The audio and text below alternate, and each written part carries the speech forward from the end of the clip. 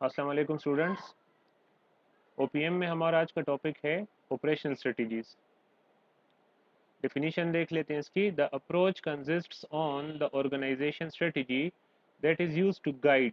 याद रखें, स्ट्रेटजी हमेशा आपको गाइड करेगी। ठीक है, रास्ता दिखाएगी। ये गाइडलाइंस होती हैं जिस पे चल के ही हम अपनी ऑर्गेनाइजेशनल ऑब्जेक्टिव या डिपार्टमेंट्स का जो इंडिविजुअल ऑब्जेक्टिव होता है उसको अचीव कर सकते हैं। That is used to guide the operation functions. अच्छा, operation strategy is mainly about the operations of the business. इनमें क्या क्या चीजें आती हैं देख लेते हैं। Operation strategies are narrow in scope. याद रखें, ये बहुत स्पेसिफिक होती हैं, जनरल नहीं होती, स्पेसिफिक होती हैं। और इनका सारा जो डिपेंडेंस होती हैं या ये ऑपरेशंस के रिलेटेड ही होती हैं। Operation strategies are related to products. इसमें आपकी प्रोडक्ट्स आती हैं, उसके मुताबिक जितनी आप स्ट्रेटजीज बनाते हैं। The processes. Process means how you are going to produce the product, how you are going to manufacture it. ठीक है, जो आपका प्रोसेस होता है, मशीनरी वगैरह जो आपकी लगी हुई है, एडवांस है कि एडवांस नहीं है, जिससे गुजर के आप फिनिश गुड्स बनाते हैं, उसको प्रोसेस कहते हैं। Methods, which methods are use to produce the product. Resources, आपके पास जो रिसोर्सेज हैं। The quality, cost and time, तीन बहुत इंपॉर्टेंट चीजें हैं। क्वालिटी को मेक श्योर करना और फिर उसको मेंटेन भी करना। कॉस्ट, जितनी कम हमारी कॉस्ट आएगी उतना ही हम कस्टमर्स को ज्यादा अट्रैक्ट कर सकते हैं by offering them low prices. Time, time efficient होना चाहिए, हमारी ऑर्गेनाइजेशन को टाइम एफिशिएंट होना चाहिए। टाइमली प्रोडक्ट्स या प्रोजेक्ट्स को कंप्लीट करना चाहिए और डिलीवरीज करनी चाहिए। एंड स्केजुअलिंग, स्केजुअलिंग मींस आप कोई भी जो स्केजुअलिंग कर रहे होते हैं, जो फ्रेमवर्क्स जो होते हैं, टाइम फ्रेम्स जो होते हैं, वो जो बना रहे होते हैं, तमाम आप टेबल्स के थ्रू भी कर सकते हैं स्केजुअलिंग। या सारी टाइमिंग वगैरह जो सेट की जाती है कि कौन सा काम किस टाइम पे कौन सा काम किस टाइम पे करना है, कैसे करना है, वो सारा स्केजुअलिंग होता है आपका, मींस प्लानिंग में ही आता है आपका। तो operation strategy basically it depends upon the operations, और ये ऑपरेशंस के मुताबिक ही होता है। फिर ऑपरेशंस में कौन कौन सी चीजें आती हैं वो सारी हमने देख ली। इसके बाद है फिर ऑपरेशनल स्ट्रेटजीज की डिफरेंट टाइप्स हो सकती हैं। ऑर्गेनाइजेशन में आपको पता है कि हायरार्की होती है, डिफरेंट लेवल्स होते हैं। तो डिफरेंट लेवल्स पे डिफरेंट स्ट्रेटजीज बनाई जाती हैं। सबसे पहले है कारपोरेट लेवल स्ट्रेटजीज। नाम से ही पता लग रहा है, कारपोरेट लेवल मीन जो टॉप लेवल की स्ट्रेटजीज बनती हैं, डिसीजन मेकिंग जो जिसमें मोस्टली सबसे ज्यादा फोकस होता है। In this aspect of strategy, we are concerned with decisions about the overall organization. Basically, we consider what changes should be made in our growth objective strategies. इसमें हम क्या चीजें देखते हैं कि अगर हमारी ऑर्गेनाइजेशन ग्रोथ स्टेज में है, मिसाल के तौर पे ग्रोथ में है, हमारी सेल्स बढ़ रही हैं, हमारी इनकम या प्रॉफिट में इजाफा हो रहा है, हमारे मार्केट शेयर बढ़ रहा है, हमारे कस्टमर्स आहिस्ता आहिस्ता लॉयल बनते जा रहे हैं, इट मीन्स कि हमारा कारोबार ग्रोथ कर रहा है। तो इस सिचुएशन में कौन सी स्ट्रेटजी यूज करनी चाहिए ग्रोथ की, ताकि इस ग्रोथ के जो स्टेज है इसको हम प्रोलोंग कर सकें, ज्यादा से ज्यादा टाइम ग्रोथ में रहें, ताकि हम ज्यादा से ज्यादा लोगों को अपनी तरफ, अपने प्रोडक्ट की तरफ अट्रैक्ट कर सकें। ग्रोथ स्ट्रेटजीज में हमारे पास मुख्तलिफ स्ट्रेटजीज हैं। अगर स्ट्रेटेजिक मैनेजमेंट आपने पढ़ी होगी तो उसमें ग्रोथ स्ट्रेटजीज आपने पढ़ी होंगी। फिर मैं थोड़ा सा उसके बारे में बता देता हूँ। उसमें तकरीबन हमारे पास ग्रोथ स्ट्रेटजीज में चार स्ट्रेटजीज आती हैं डिफरेंट। सबसे पहले है जी पेनिट्रेशन स्ट्रेटजी। पेनिट्रेशन स्ट्रेटजी ये होती है कि जब आप अपना एग्जिस्टिंग प्रोडक्ट अपनी एग्जिस्टिंग मार्केट में बेचते हैं, लेकिन उसकी सेल्स को ज़्यादा करने के लिए कोई एक्स्ट्रा एफर्ट्स कर रहे होते हैं, तो आप क्या करते हैं, आप एक्स्ट्रा आउटलेट्स खोल लेते हैं, एडवर्टीजमेंट स्टार्ट कर लेते हैं, कोई पैकेजेस वगैरह देने शुरू कर देते हैं, कोई डिस्काउंट्स हो गए या अलाउंसेस हो गए, डिफरेंट तरीक़ेकार हैं। लेकिन अगर आप अपने एग्जिस्टिंग प्रोडक्ट को एग्जिस्टिंग मार्केट में बेच रहे हैं, ऑलरेडी बेच रहे हैं ना, तो उसके लिए कोई एक्स्ट्रा स्ट्रेटजीज बनाते हैं कि इस एग्जिस्टिंग मार्केट में मैं सेल्स को किस तरह से ज्यादा कर सकता हूं। दूसरी हमारी स्ट्रेटजी है इसमें मार्केट ग्रोथ। नाम से पता लग रहा है मार्केट ग्रोथ। जब आप अपने एग्जिस्टिंग प्रोडक्ट को किसी नए मार्केट में बेच रहे होते हैं या बेचना चाहते हैं, एग्जिस्टिंग प्रोडक्ट, नई मार्केट, ठीक है, तो उसको कहते हैं मार्केट ग्रोथ। थर्ड स्ट्रेटेजी है इसमें प्रोडक्ट ग्रोथ। जब आप अपनी एग्जिस्टिंग मार्केट में कोई नया प्रोडक्ट लॉन्च करते हैं। तो ये और फोर्थ वन है डाइवर्सिफिकेशन, जब आप एक नया प्रोडक्ट एक नई मार्केट में लॉन्च कर रहे होते हैं। तो ये चार जो हैं ये ग्रोथ स्ट्रेटजीज हैं, जो कि आप डिसाइड करते हैं कि हम कौन से स्टेज में हैं और कौन से स्टेज में कौन सी स्ट्रेटजी ज़्यादा अच्छे, ज़्यादा इफेक्टिव, ज़्यादा एफिशिएंट तरीके से हम इम्प्लीमेंट कर सकते हैं। तो ग्रोथ के लिए आपको डिसीजन मेकिंग करनी होगी, और ये डिसीजन मेकिंग होती है कारपोरेट लेवल पे। Growth objective strategies for achieving those objective, long term planning, इस पे बात हो गई थी पिछले लेक्चर में कि आपकी जो स्ट्रेटजी है वो होती ही लॉन्ग रन के लिए है। Creative action. अच्छा, क्रिएटिव एक्शन आपके ऑर्गेनाइजेशन को इनोवेटिव और क्रिएटिव होना बहुत ज़रूरी है, क्योंकि जब आप same type of product market में बार बार लॉन्च करते रहते हैं, उसमें कोई खास चेंजेस नहीं होती, बस सेम ही प्रोडक्ट है, वो कस्टमर्स को हमेशा ही अवेलेबल होती है, तो कस्टमर उससे फेड अप हो जाते हैं, बोर हो जाते हैं। उनको लाजमी बात है आफ्टर सम टाइम उसको थोड़ी बहुत चेंजेस चाहिए होती हैं। जिस तरह आप देखते हैं कुछ प्रोडक्ट्स की पैकेजिंग चेंज कर दी जाती है हर 3 महीने, 6 महीने या साल बाद। उसके अगर कभी उसको पाउचेस में बना लेते हैं, कभी उसको बोतल्स में बना लेते हैं, कभी उसको रिफिल आ जाता है, कभी क्या कभी क्या, लेकिन कुछ ना कुछ वो चेंजेस करते रहते हैं। अंदर प्रोडक्ट में भी थोड़ा बहुत कलर वलर में चेंजेस कर रहे देते हैं। अगर खाने पीने की चीज़ें तो उसमें कोई नया फ्लेवर ऐड कर लेते हैं। तो इस तरीके से वो लोगों को अट्रैक्ट, प्रोडक्ट को अट्रैक्टिव रखते हैं कि लोग अट्रैक्ट हों उसकी तरफ।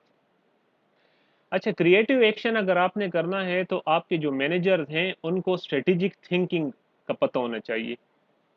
उनको स्ट्रेटेजिक थिंकिंग का पता हो तभी वो स्ट्रेटेजिक थिंक कर सकते हैं, स्ट्रेटेजिकली सोच सकते हैं। अब स्ट्रेटेजिक थिंकिंग क्या है, ये अगर आप स्ट्रेटेजिक मैनेजमेंट में देखें तो इट्स ए कंप्लीट टॉपिक। मैं इतना ज़्यादा डिस्कशन तो यहाँ पे नहीं करूंगा, लेकिन थोड़ा सा बता देता हूँ कि स्ट्रेटेजिक थिंकिंग होती क्या है, क्योंकि यहाँ क्रिएटिव एक्शन से वो काफ़ी रेलिवेंट है। स्ट्रेटेजिक थिंकिंग ये होती है कि put yourself in the place of your consumers. अपने आप को अपने कंज्यूमर की जगह रख के सोचें और उसके मुताबिक फिर प्रोडक्ट डिलीवर करें। Strategy should be different from competitors. Strategic thinking ये है कि आप अपने कंपेटिटर से मुख्तलिफ सोचें। आप भी सेम सोच रहे हैं, सेम प्रोडक्ट बना रहे हैं, आपका कंपेटिटर भी सेम प्रोडक्ट बना रहा है, तो फायदा तो कुछ नहीं होगा। उल्टा कंपटीशन और ज्यादा बढ़ेगा। मार्केट से जितना भी आपका प्रॉफिट कमा रहे हैं वो और ज्यादा श्रिंक होता चले जाएगा, प्रॉफिटेबिलिटी खराब होगी, मार्केट में सस्टेन करना मुश्किल हो जाएगा। तो यहाँ पे आपने स्ट्रेटेजिकली थिंक करना होगा, आइडिया जनरेशन करनी होगी, और अपने आप को अपने कंज्यूमर पे जगह पे रख के सोचना होगा कि कंज्यूमर को किस चीज़ से ज़्यादा सेटिस्फेक्शन होगी, तो वो प्रोडक्ट्स आपने प्रोड्यूस करने हैं। और अपने कंपेटिटर से डिफरेंट सोचना होगा, मुख्तलिफ सोचना होगा, तभी आप मार्केट में ज़्यादा मार्केट शेयर भी ग्रैब कर सकते हैं, ज़्यादा कस्टमर भी अट्रैक्ट कर सकते हैं। Creative action, expanding businesses. Expanding business जो है वो किस तरह कर सकते हैं। अच्छा, हमने पढ़ा हुआ है इकोनॉमीज ऑफ स्केल के बारे में। इकोनॉमीज ऑफ स्केल ये है कि आप ज़्यादा प्रोडक्शन करें तो आपकी पर यूनिट कास्ट कम आएगी। अब जितनी डिमांड है मैं तो उतनी प्रोड्यूस करूंगा ना, उससे ज़्यादा तो प्रोडक्शन नहीं कर सकता। तो यहाँ पे एक और टर्मिनोलॉजी यूज होती है जिसको कहते हैं economies of scope. Economies of scale means कि आप एक ही यूनिट है, आपका एक ही प्रोडक्ट है, उसकी ज़्यादा प्रोडक्शन करें ताकि आप अपनी कैपेसिटी को पूरा कर सकें, या आप पर यूनिट कास्ट कम कर सकें। एक और टर्मिनोलॉजी है that is economies of scope. आप क्या करते हैं, आप अपनी कैपेसिटी को देखते हैं, लेकिन मिसाल के तौर पे मार्केट में डिमांड है 1000 यूनिट्स की जो मैं प्रोड्यूस कर रहा हूं। अब अगर मैं 2000 यूनिट प्रोड्यूस करता हूं तो उससे मेरी डिमांड तो नहीं बढ़ेगी, ठीक है, मेरी पर यूनिट कास्ट तो कम हो जाएगी, लेकिन मेरी सेल्स तो 1000 यूनिट्स ही रहेंगी। इस सिचुएशन में बड़ी कंपनीज क्या करते हैं, वो रेलेवेंट प्रोडक्ट्स बनाना शुरू कर देते हैं। रेलेवेंट प्रोडक्ट्स मीन जो प्रोडक्ट वो ऑलरेडी बेच रहे हैं 1000 यूनिट्स मार्केट में, उसी तरह का कोई और प्रोडक्ट बनाना शुरू कर देते हैं जो उससे थोड़ा सा डिफरेंट हो, लेकिन कैटेगरी सेम ही रहती है। फॉर एग्जांपल कोल्ड ड्रिंक को ले लें, तो कोल्ड ड्रिंक्स अगर एक कंपनी बना रही है तो वो किसी और फ्लेवर में किसी और टाइप का कोल्ड ड्रिंक बनाना शुरू कर देती है, जिससे वो अपनी वो कैपेसिटी जो ज़ाया हो रही है हर महीने या हर साल या हर दिन इवन, तो उस कैपेसिटी का फ़ायदा उठा के एक नया प्रोडक्ट मार्केट में लॉन्च कर देते हैं। अगर आपकी कैपेसिटी कंप्लीट यूटिलाइज होगी तब भी आपकी पर यूनिट कॉस्ट कम आएगी। तो इसको कहते हैं इकोनॉमीज ऑफ स्केल। जब आप अपनी कैपेसिटी पूरी तरह यूटिलाइज करने के लिए कोई और रेलेवेंट प्रोडक्ट जो कि ऑलरेडी आप मार्केट में बेच रहे हैं प्रोडक्ट, उसका कोई उसके साथ मिलता जुलता कोई प्रोडक्ट मार्केट में ले आते हैं और उसको बेचना शुरू कर देते हैं, तो आप कैपेसिटी यूटिलाइज करते हैं और आपकी पर यूनिट कॉस्ट भी गिरती चली जाती है। And the line of business we are in, जिस लाइन में हम हैं उसके बारे में भी स्ट्रेटजीज बनाई जाती हैं। तो देखिए पूरा जो था ये काफ़ी हाई लेवल पे बातें होती हैं, कारपोरेट लेवल पे काफ़ी डिटेल से बता दिया मैंने। Next point is the functional strategies. Functional strategies याद रखें डिपार्टमेंट की लेवल पे होती हैं। Different departments are involve in these types of strategies. Production department, marketing department, finance department, HR department, इसके अलावा एडमिन डिपार्टमेंट, सेल्स डिपार्टमेंट, काफ़ी सारे डिपार्टमेंट्स होते हैं हर एक ऑर्गेनाइजेशन में। वो डिपार्टमेंट लेवल्स पे जो डिसीजन मेकिंग की जाती है या स्ट्रेटजीज बनाई जाती है उसको फंक्शनल लेवल कहते हैं। पहले भी बात हुई थी, अभी फिर बता देता हूँ। Individually every department has its own objective, लेकिन ऑर्गेनाइजेशन का फिर ओवरऑल अपना एक ऑब्जेक्टिव होता है जिसको सबने हासिल करना है। ठीक है। तो तमाम जो डिपार्टमेंट्स हैं they are interrelated with each other. इनका आपस में एक दूसरे के ऊपर डिपेंडेंस होती हैं, इंटर रिलेटेड होती हैं। एक के डिसीजन से दूसरा डिपार्टमेंट इफेक्ट होता है। Competitive strategies क्या है? It is often called business level strategies. This involves deciding how the company will compete within each line of business. नाम से पता लग रहा है competitive strategies जो कि आप अपने competitors के against बनाते हैं। competitors के against जिस तरह बात हो गई थी strategic thinking में, आपने ऐसी thinking करनी है which is different from your competitors। तो इस तरह की स्ट्रेटेजी बनाएं कि आप एक यूनिक प्रोडक्ट मार्केट में ला सकें। अच्छा याद रखें हमेशा यूनिक प्रोडक्ट लाना मार्केट में इट इज़ नॉट पॉसिबल, लेकिन आप उसमें कोई इस तरह चीज़ें ऐड कर लेते हैं, उसकी पैकेजिंग हो गई, उसकी ब्रांडिंग हो गई, या उसके अंदर क्वांटिटी क्वालिटी हो गई, उसमें फ्लेवर्स हो गए, कुछ एक्स्ट्रा चीज़ लाते हैं जो कि आपके कंपेटिटर नहीं कर पा रहे होते। वो कर सकते हैं लेकिन उनके पास शायद अभी आइडिया नहीं होता, तो वो आप मार्केट में करते हैं और शुरू की जितनी मार्केट होती है वो आप ग्रैब करने की कोशिश करते हैं। बाद में जो एक चीज़ एक स्ट्रेटेजी जो बन जाती है, एक प्रोडक्ट मार्केट में आ जाता है, तो लोग उसको फिर कॉपी करना शुरू कर देते हैं, तो काफ़ी सारे आपके कंपेटिटर फिर इकट्ठे मार्केट में आते हैं। लेकिन उस टाइम तक उनके आने तक आप अच्छा खासा मार्जिन मार्केट से ग्रैब कर सकते हैं। पोजीशनिंग स्ट्रेटेजी, अच्छा पोजीशनिंग मार्केटिंग की टर्मिनोलॉजी है। when you are going to make a unique picture of your product in the minds of your customers। ठीक है, जब आप अपने कस्टमर की एक सॉरी अपने प्रोडक्ट की एक यूनिक पिक्चर बना लेते हैं कस्टमर्स के जहन में, जिस तरह आईफोन ने बनाई हुई है। आईफोन का ब्लूटूथ दूसरे मोबाइल के साथ कनेक्ट नहीं होता। आईफोन का चार्जर सबसे डिफरेंट है। आईफोन की हेडफोन जो होते हैं ईयरफोन्स या हेडफोन्स जो भी आप कहते हैं, वो यूज़ करने के लिए आपको एक एक्स्ट्रा केबल चाहिए होती है। आईफोन में बहुत सारे ऐसे प्रॉब्लम्स हैं जिस जो उसको फिजिबल नहीं बनाते हर एक बंदे के लिए, लेकिन आईफोन का अपना कस्टमर है जो सिर्फ आईफोन मोबाइल परचेज करते हैं, बाकी मोबाइल्स उनको पसंद ही नहीं आते। ये पोजीशनिंग है।